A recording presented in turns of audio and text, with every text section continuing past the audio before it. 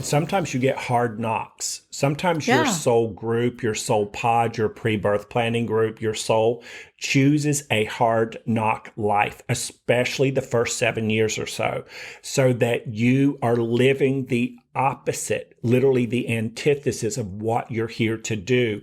But nothing is ever wasted because I have free will, as you said. Your will and choice.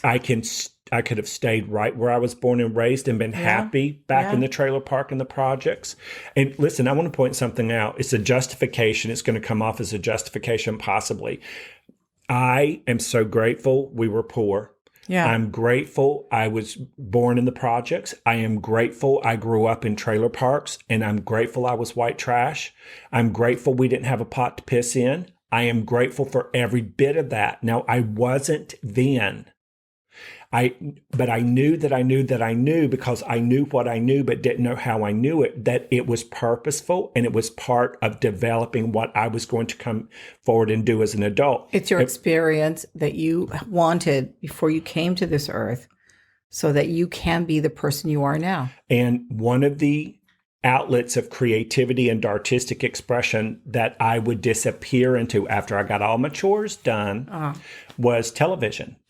And we've talked about it before, Soul Train, American Bandstand, Solid Gold.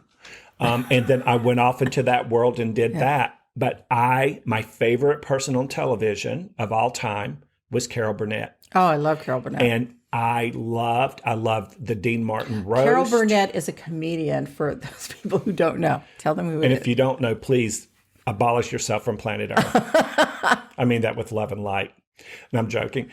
Carol Burnett had for like 10 years, 10 seasons, this wonderful variety show. She would open talking to the audience. Yeah. She would literally take questions from the audience and then in these beautiful Bob Mackie gowns, and she could answer anything and spin it with humor, connectability. Carol Burnett was a connector.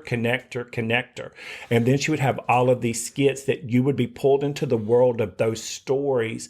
And it made me realize I can channel my imagination. My creativity isn't a nebulous thing out there like a fart in a whirlwind with no direction, that I could direct my imagination, creativity, and artistic expression for the joy of it as a catalyst to connect to people and lift other people up that were having a worse time than me. And that ended up being part of why Liz and I are even here right now in front of 3 cameras, talking and speaking about what our authentic selves are, because whatever you put out into the universe will keep coming back to you over and over and over. When the doors and windows open, you have free will or choice to not choose it and go, let's see, you can look at me. You tell I'm too thin to be on TV. I need to gain some weight. Okay.